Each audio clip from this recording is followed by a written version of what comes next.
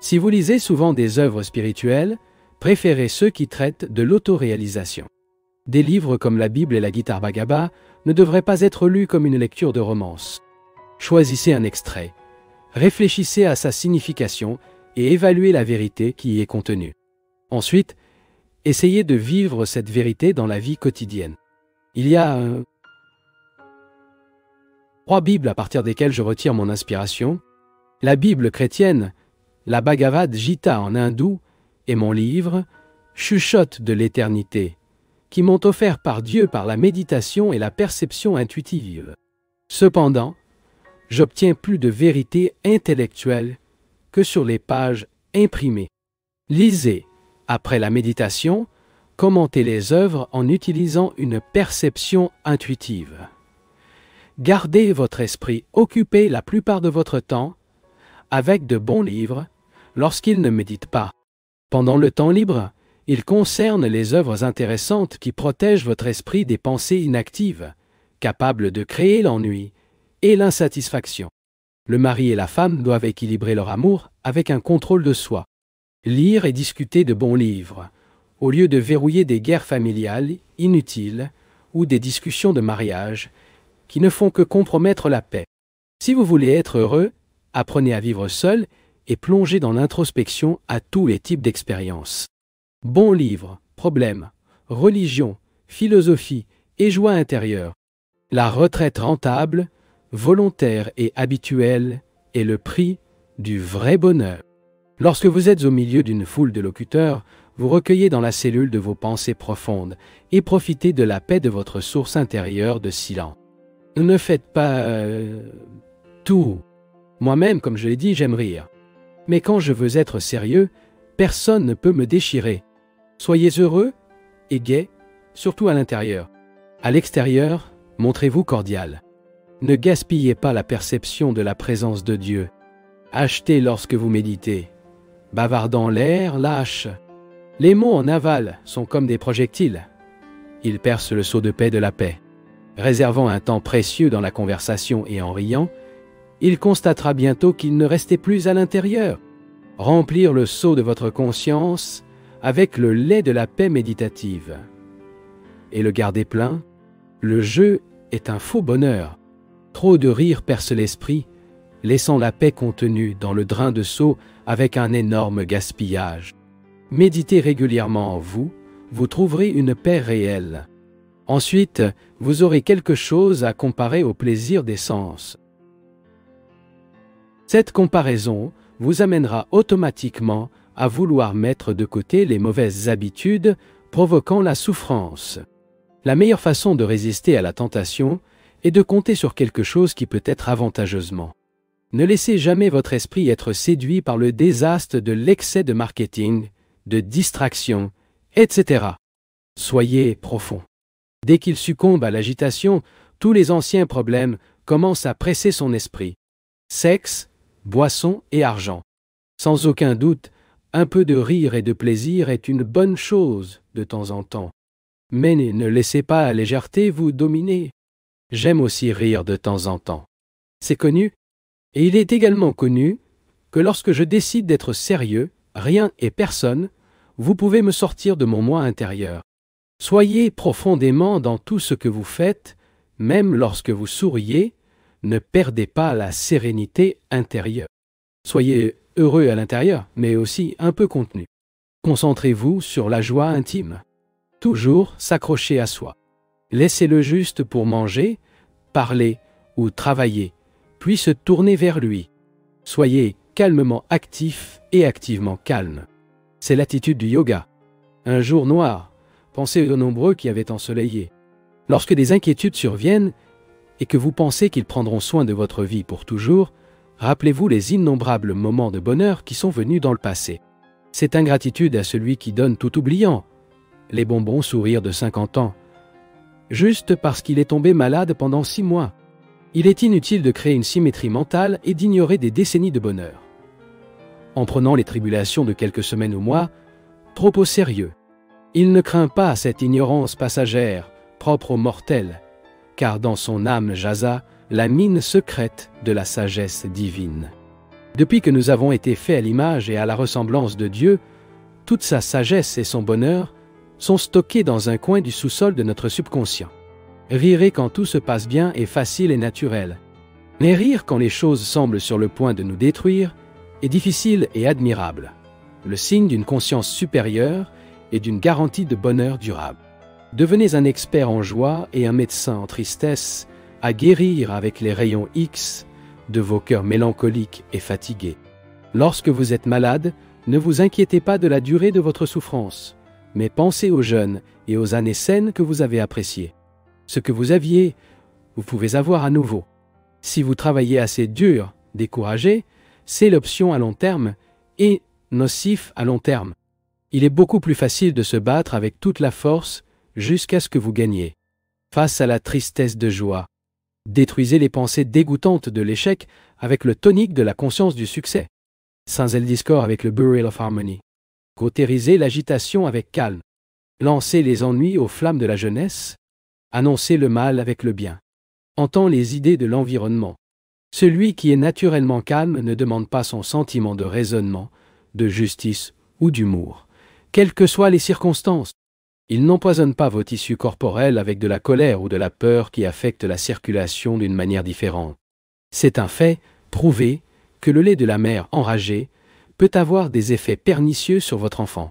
Quelle preuve plus frappante nous pourrions vouloir des émotions violentes pour réduire le corps à une ruine ignominieuse. Lianting avec indulgence dans les pensées de peur, de colère, de mélancolie, de remords, d'envie, de tristesse, de haine, de mécontentement, ou de s'inquiéter tout le temps, et le manque de conditions pour une vie normale et heureuse. Comme l'alimentation correcte, les exercices adéquats, l'air frais, le soleil, un travail, le soleil. Si nous allumons une lampe de 120 volts sur une ligne de 2000 volts, elle sera brûlée immédiatement. De même, le système nerveux n'a pas été conçu pour soutenir la force destructrice d'une émotion intense ou persistante, pensée et sentiments négatifs. La nervosité peut cependant être guérie. Le patient doit être disposé à analyser sa maladie et à éliminer les émotions et les pensées négatives en désintégration qui détruisent progressivement. Une analyse objective de ses propres problèmes et le maintien du calme dans toutes les situations de la vie guérira le cas chronique de nervosité. La victime de la nervosité doit comprendre son propre cas et réfléchir à l'erreur cohérente de sa pensée qui est responsable de sa vie. Au lieu de se lever dans l'état d'excitation émotionnelle pour aller quelque part, puis incapable de l'apprécier quand il arrive, car il est agité, essayez d'être plus silencieux. Dès que votre esprit devient un raffinement, donnez-vous une coquine avec votre volonté et vous ordonnez de vous calmer. L'excitation perturbe l'équilibre nerveux, envoyant une énergie excessive à certaines parties du corps sur d'autres, qui ne reçoivent pas leur quota normal. Que la défaillance de la bonne répartition de la force nerveuse est la cause unique de la nervosité. Un corps détendu et calme est une invitation à la tranquillité d'esprit. Par le commandement de la volonté, conduisez l'énergie vitale pour inonder le corps ou une partie du corps. Sentez l'énergie qui s'y vibre, dynamisant et revitalisant. Détendez-vous et ressentez. Détendez-vous. Attention. Et ressentez les picotements réconfortants de la nouvelle vie et de la nouvelle vitalité dans la zone rechargée. Sentez-vous que vous n'êtes pas le corps. Vous êtes cette vie qui soutient le corps. Sentez la paix, la liberté, l'éveil croissant de la conscience qui vient avec le calme produit par la pratique de cette technique.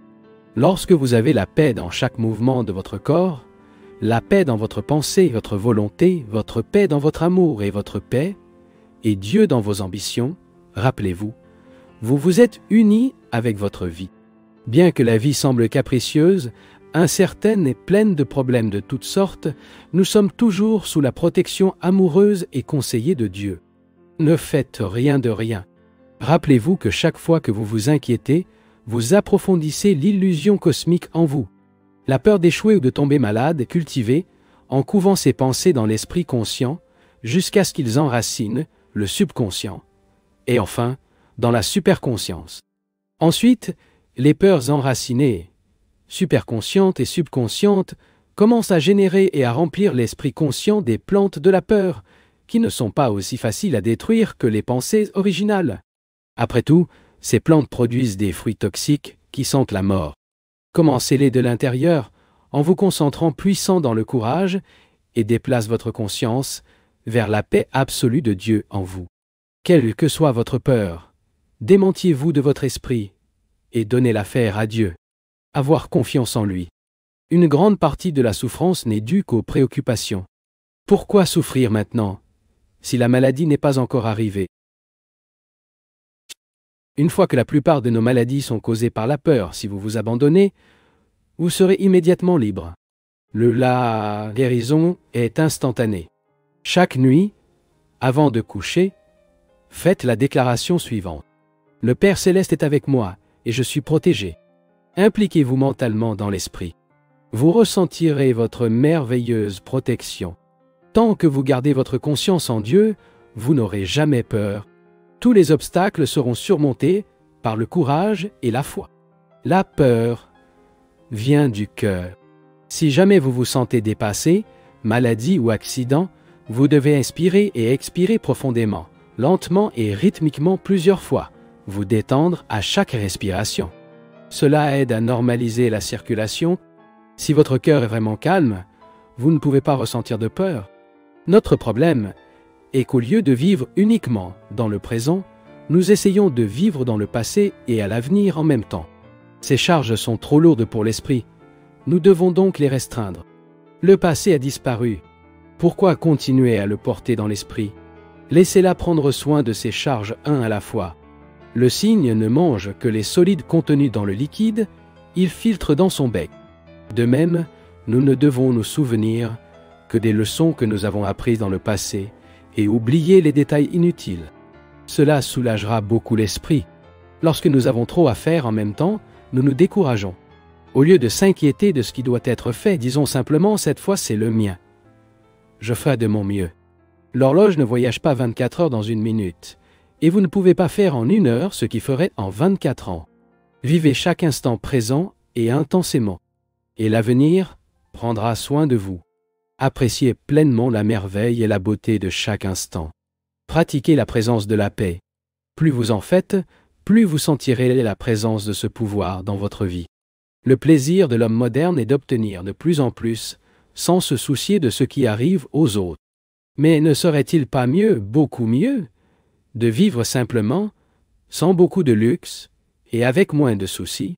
Il n'y a aucun plaisir à prendre tellement soin que vous ne pouvez pas apprécier ce que vous avez. Le temps viendra lorsque l'humanité commencera à abandonner cette conscience de la nécessité de tant de biens matériels. Une plus grande sécurité et plus de paix se trouve dans une vie simple. Si vous émettez toujours des chèques, sans rien dépôt sur votre compte bancaire, vous vous retrouverez sans argent. Il en va de même pour votre vie. Sans dépôt de paix régulier dans le récit de la vie, il manquera de vigueur, de tranquillité et de bonheur. Enfin, vous serez conduit à la faillite émotionnelle, mentale, physiquement et spirituelle. Cependant, la communion quotidienne avec Dieu rendra définitivement ses services bancaires internes. Peu importe à quel point nous sommes occupés, nous ne devons pas oublier de libérer notre esprit, de temps en temps, complètement des inquiétudes et de toutes les tâches. Pendant 1 minute à la fois, essayez de repousser les pensées négatives, en fixant votre esprit dans la paix interne, surtout si vous êtes inquiet. Ensuite, essayez de rester plusieurs minutes avec un esprit calme. Alors pensez à un incident heureux, gardez la pensée dans ce domaine, visualisez-la. Revivez mentalement une expérience agréable encore. Et encore jusqu'à ce que vous ayez complètement oublié vos préoccupations. Lorsqu'elle est harcelée par des tribulations ou des inquiétudes mentales écrasantes, la personne devrait essayer de dormir. Si vous pouvez le faire, vous découvrirez qu'il y a eu un soulagement de la tension mentale et que la préoccupation a desserré vos griffes. À ces moments, nous devons nous rappeler que même si nous mourrons, la Terre continuera à suivre son orbite et ses affaires continueront d'être faites comme d'habitude. Alors, pourquoi s'inquiéter? La vie est amusante lorsque nous ne la prenons pas très au sérieux. Un bon rire est un excellent médicament pour les maladies humaines. L'une des meilleures caractéristiques du peuple américain est sa capacité à rire. Pouvoir rire de la vie est merveilleux. C'est mon maître m'a appris. Au début de ma formation spirituelle dans son ermitage, j'ai toujours marché avec une expression solennelle et je n'ai jamais souri. Un jour, mon maître a fait une bonne observation. Qu'est-ce que c'est? Êtes-vous dans une cérémonie funéraire? Ne savez-vous pas que trouver Dieu signifie les funérailles de toutes les peines? Alors, pourquoi es-tu si sombre? Ne prenez pas cette vie trop au sérieux. Sachant que c'est un enfant de Dieu, prenez la décision de rester calme, quoi qu'il arrive. Si votre esprit est complètement identifié à vos activités, vous ne pouvez pas être conscient du Seigneur. Mais si vous êtes silencieux et réceptif en interne, tout en effectuant une activité externe, vous serez actif de la bonne manière.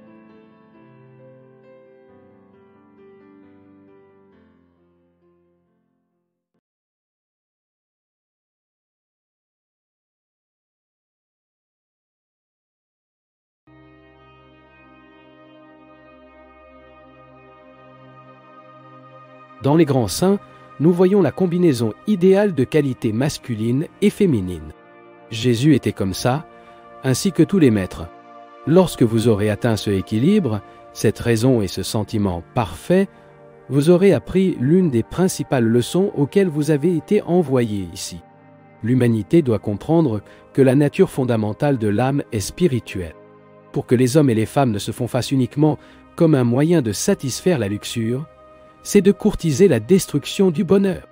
Lentement, pédacinho par pièce, la tranquillité d'esprit partira. L'homme devrait chercher à voir Dieu dans sa femme et l'aider à comprendre sa nature spirituelle. Il devrait la faire sentir qu'elle est avec lui, non seulement pour satisfaire son appétit sexuel, mais comme un compagnon pour qui il respecte et estime comme une expression de la divinité. Et la femme doit considérer l'homme de la même manière. Quand l'homme et la femme, d'une manière pure et authentique, s'aiment, une harmonie complexe de la corps, esprit et âme. Lorsque l'amour entre eux s'exprime sous leur forme la plus élevée, le résultat est une unité parfaite. Deux personnes qui unissent leur vie pour s'entraider dans la poursuite de la réalisation divine jettent les fondements de leur mariage dans la bonne base. L'amitié inconditionnelle. Il a développé un amour pur et inconditionnel entre mari et femme, père et fils, amis et amis, le sien et tous les autres, est la leçon que nous avons appris sur Terre. Le véritable mariage est un laboratoire dans lequel les poisons de l'égoïsme, le tempérament difficile et les mauvais comportements peuvent être jetés dans le tube à essai de patience pour être neutralisés et transformés par le pouvoir catalytique de l'amour et un effort constant pour se comporter avec noblesse. S'il y a une habitude ou une qualité dans votre conjoint qui suscite des traits indésirables dans votre esprit, vous devriez chercher à comprendre le but de cette circonstance, faire ressortir ces poisons cachés en vous, afin que vous puissiez les éliminer. Cherchant ainsi sa nature. La meilleure chose qu'un mari ou une femme puisse désirer du conjoint est la spiritualité, car le développement de l'âme apporte aux qualités divines de la compréhension, de la patience, de la considération pour l'autre et l'amour. Mais chacun doit se rappeler que le désir de croissance spirituelle ne peut être imposé à l'autre, que ce soit l'incarnation même de l'amour. Et votre bonté inspirera tous vos proches. À moins que les couples ne gardent à l'esprit le but réel et élevé du mariage, ils pourraient ne jamais profiter d'une vie vraiment heureuse. Trop de relations sexuelles, de familiarité excessive, de manque de courtoisie, de méfiance, de mots ou d'actes insultants, de discussions devant les enfants ou les visites, l'extravagance et la libération des difficultés ou de la colère dans le partenaire devraient être évitées pour que le mariage soit idéal. La première exigence et la plus essentielle pour un mariage heureux est l'unité des âmes. Similitude des idéaux et des objectifs spirituels s'est manifestée dans le désir pratique d'atteindre ces objectifs par l'étude, l'effort et l'autodiscipline. Les couples qui ont cette unité d'âme peuvent faire du mariage un succès, mais aucune autre base souhaitable pour lui n'est faite. La deuxième exigence pour un mariage heureux est la similitude des intérêts intellectuels, sociaux et environnementaux. Le troisième et final de l'ordre d'importance, bien que généralement considéré d'abord par des personnes non relentes, et l'attraction physique. Cette obligation perd rapidement sa puissance attractive si les premières ou deuxièmes exigences sont manquantes. Les gens qui veulent se marier devraient d'abord apprendre à contrôler leurs émotions. Deux personnes placées ensemble dans l'arène de mariage, sans cet apprentissage, combattront plus que des adversaires dans la guerre mondiale. Les guerres se terminent au moins après un certain temps, mais certains conjoints s'impliquent dans un combat qui dure toute une vie. Imaginez que, dans une société civilisée, les gens devraient savoir comment s'entendre. Mais peu ont appris cet art. Un mariage devrait vous nourrir des idéaux et du vin de l'inspiration de Dieu. Il sera alors une union heureuse et mutuellement bénéfique. Si les maris et les femmes ont l'habitude de se porter mutuellement pour un tir cible, en utilisant un langage en colère et en jetant des balles, essayez plutôt de se divertir avec le charme des mots doux qui réconfortent l'âme. Elle créerait un bonheur renouvelé dans la vie de famille.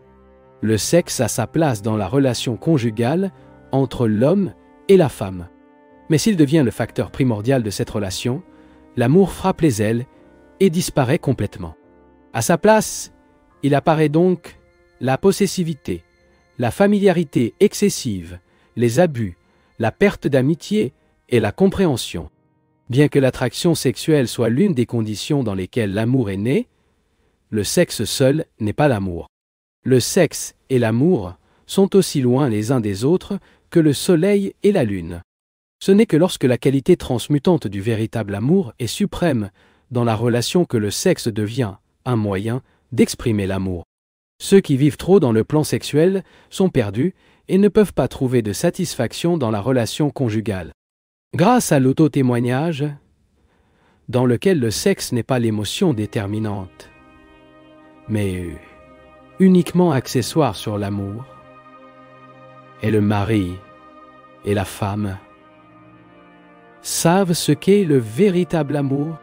Dans ce monde moderne, malheureusement, l'amour est presque toujours détruit en raison de l'accent exagéré sur l'expérience sexuelle. Ceux qui, dans la vie sexuelle, pratiquent une modération naturelle et sans précédent, développent d'autres qualités durables dans la relation mari et femme. Amitié, compagnie, compréhension, amour réciproque. Par exemple, Madame Lita Galoursi et son mari, Homer Samuels, sont le couple le plus parfait que j'ai rencontré en Occident. Leur amour est beau, car ils pratiquent ces idéaux que j'ai parlé. Quand ils se séparent, même pendant une courte période, ont hâte de se revoir, d'être les uns dans les autres, de partager des idées et une affection mutuelle. Chaque individu a besoin d'une période de solitude ou d'isolement afin de répondre aux pressions croissantes de la vie. Ne manquez pas de respect les droits d'indépendance de chacun. Lorsque le mari sert sa femme et qu'elle le sert, chacun a le désir de voir l'autre heureux. La conscience du Christ, l'intelligence cosmique aimante de Dieu, qui imprègne tous les atomes de la création, a commencé à s'exprimer par la conscience d'eux. Lorsque deux personnes se sentent une attraction inconditionnelle l'une pour l'autre et sont prêtes à se sacrifier les unes pour les autres, elles sont vraiment aimantes. Souhaitant la perfection pour l'être bien-aimé et ressentant une pure joie de penser à cette âme, c'est un amour divin, et c'est l'amour qui est dans la véritable amitié. Méditez ensemble tous les matins et surtout tous les soirs. Avoir un petit hôtel-ménage où le mari, la femme et les enfants se réunissent pour offrir une profonde dévotion à Dieu et unir leurs âmes pour toujours dans la joie éternelle de la conscience cosmique. Plus ils méditent ensemble, plus l'amour, l'un de l'autre, deviendra profondément l'un pour l'autre. L'amitié est le toucher de la trompette de Dieu, exhortant l'âme à détruire les subdivisions de la conscience de l'ego qui la séparent de toutes les autres âmes et de Dieu. L'amitié est la forme la plus pure de l'amour de Dieu, car elle est née du libre arbitre du cœur et ne nous est pas imposée par l'instinct familial. Les amis idéaux ne se séparent jamais. Rien n'est capable de briser votre relation fraternelle. Le trésor de l'amitié est son bien le plus précieux, car il l'accompagne au-delà de cette vie. Tous les vrais amis que vous vous êtes faits, vous les retrouverez au domicile du Père, car le véritable amour ne se perd jamais. Lorsqu'il y a une amitié parfaite, ou entre deux cœurs, ou dans un groupe de cœurs, Dans une relation spirituelle, cette amitié perfectionne chacun des individus. Il y a un aimant dans votre cœur qui attirera de vrais amis. Cet aimant est l'altruisme. Pensez d'abord aux autres. Très peu de gens sont exempts d'égocentrisme. Cependant, la qualité de l'altruisme peut être développée très facilement grâce à la pratique de la pensée du premier. Vous ne pouvez pas attirer de vrais amis sans retirer de votre propre caractère les nœuds de l'égoïsme et d'autres propriétés désagréables. L'art suprême de se faire des amis et de se comporter divinement, d'être spiritualisé, pur et altruiste, plus vos échecs humains sont éliminés et les qualités divines sortent, plus vous aurez d'amis. La véritable amitié est d'être des amis mutuellement utiles, s'offrir mutuellement l'enthousiasme dans les épreuves, la solidarité de la tristesse, les conseils sur les difficultés et l'assistance matérielle aux heures de besoin réels. Celui qui a offert sa véritable amitié à un autre laisse joyeusement les plaisirs ou les intérêts égoïstes en faveur du bonheur de son ami, sans la conscience de la perte ou du sacrifice, et sans tenir compte du coût. L'âme éveillée a de moins en moins de désirs, et trouve en soi une mer de contentement. Dans les désirs nobles, comme aider les autres cependant, l'âme ne perd pas la sérénité, mais trouve sa joie enrichie des joies de ceux auxquels il a aidé. Ne gaspillez pas la paix de votre âme qui coule constamment derrière de petits désirs. Lorsque le vaste réservoir de paix intérieure est libéré par les canaux des désirs insignifiants, ces eaux de contentement sont perdues dans le sol des perceptions matérielles. Cultivez l'équilibre émotionnel. Pour surmonter l'agitation, commencez par la détermination de faire une partie du travail à la fois. Pas de complications inutiles et sans surcharger l'esprit avec des doutes inutiles. Limitez vos pensées à la tâche que vous avez en main. Oubliez ce que vous venez de faire et concentrez-vous sur ce que vous ferez ensuite. Un placard ou même un coin éloigné. Je me considérais comme le prêtre de mon temple pour me corriger et enseigner au public, qui consiste en mes pensées et sentiments divers, non formés, afin que cela puisse être un exemple idéal et donc fournir un véritable service à mes compatriotes. J'aiderai les autres à utiliser le meilleur de mes capacités. Chaque jour, matériel, mental et spirituellement, je m'efforcerai de vivre selon les règles morales et spirituelles suivantes. Je ne jugerai pas les autres, seulement moi-même. Je refuserai d'écouter ou de lire les discussions méchantes des autres. J'essaierai d'être efficace dans tout, ni passivement en fonction de Dieu, ni ne me faisant du crédit de manière égoïste, même lorsque quelque chose a fait. Je réussirai grâce à mes propres efforts et à la puissance de Dieu en moi. J'adore tous les temples et les églises, comme la maison de mon Père, mais je serai fidèle à ses enseignements. J'essaierai d'aider mon centre local comme peut. En toutes circonstances, vous devez être calme et contrôlé. Même si vous embarrassez les tempêtes des épreuves, vous devriez pouvoir conduire calmement le navire de concentration vers les plages de bonheur.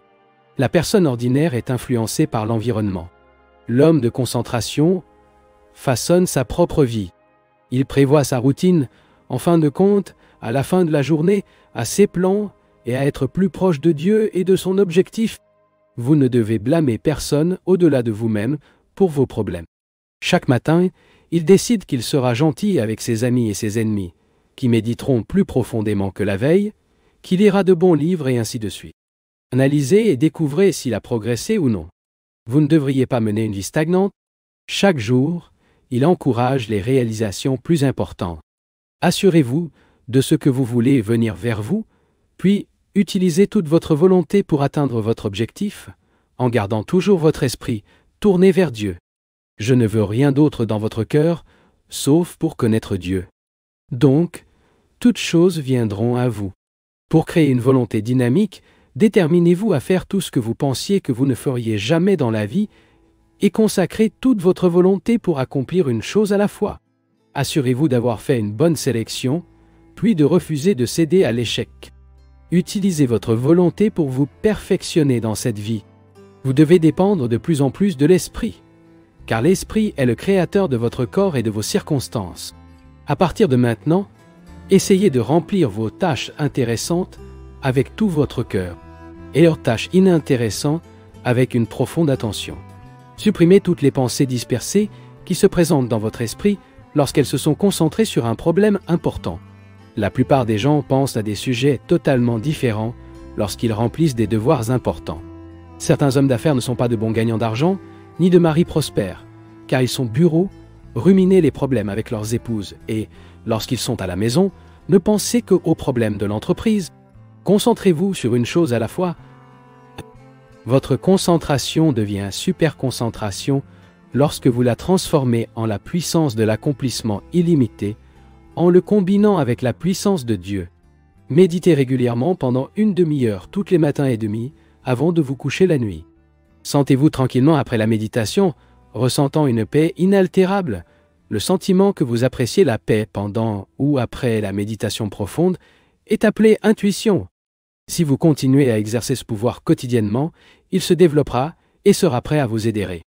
Chaque fois que vous souhaitez résoudre un problème intuitivement, entrez d'abord dans une méditation profonde ou se tait. Ne pensez pas à votre problème pendant la méditation. Méditez jusqu'à ce que vous ayez une sensation de calme qui remplit les recoins de votre corps et que votre respiration devienne calme et silencieuse. Puis, concentrez-vous, simultanément, au point entre les sourcils et le cœur. Demandez à Dieu de diriger votre intuition afin de savoir comment résoudre votre problème. L'intuition est développée lorsque vous exercez du bon sens, pratiquez quotidiennement l'introspection et l'analyse, recours à la profondeur de la pensée et de l'activité concentrée, reste calme et persévère dans les effets sereins de la méditation. Vous devez vous concentrer sur l'augmentation de la qualité réceptive de votre intuition. La soif infinie pour toutes les connaissances est en vous. Avec le cerveau éveillé, vous comprendrez toutes choses. Yogi essaie toujours de maintenir sa paix, né de la méditation, intronisée dans son esprit, dans toutes les activités et dans toutes les relations avec les autres. Si vous êtes un dieu de la paix après la méditation et que vous devenez soudainement un démon de disharmonie pour des choses insignifiantes, alors vos méditations sont peu utiles. La méditation vous rappelle votre nature sereine oubliée, avec laquelle vous subjugez votre agitation mentale acquise comme mortelle. Gardez la concentration sur les effets méditation ultérieurs à chaque minute de son existence et ne neutralise pas cette paix avec des pensées inquiétantes. Si vous jetez un sac de graines de moutarde sur le sol, il sera difficile de les remplacer dans le sac. Si par imprudence, vous ouvrez le sac de concentration, toutes les pensées, telles que les graines de moutarde, se propagent, et il sera difficile de les rassembler à nouveau. Rejoignant des pensées et les broyant avec le pouvoir de concentration, vous pouvez extraire l'huile de la réalisation de soi. Ne cherchez pas la reconnaissance. Oui, cherchez à plaire à Dieu. Si vous faites cela, les gens voudront être à vos côtés, car ils ressentiront dans leur nature cette qualité qui reflète Dieu. Transportez Dieu comme une torche éclairée dans votre cœur pour toutes les manières de votre vie quotidienne. Vous ne serez jamais seul et sans amis si vous entrez consciemment en contact avec Dieu. Tout le reste peut échouer et disparaître, mais il n'échouera jamais avec vous. Donnez à Dieu une chance de vous séduire avec votre amour. Donc, rien d'autre ne peut le séduire ou battre-le. Vous trouvez la tentation matérielle charmante simplement parce que vous ne connaissez pas encore les joies du bonheur de l'âme. Vous ne pouvez les comparer qu'après avoir connu les deux.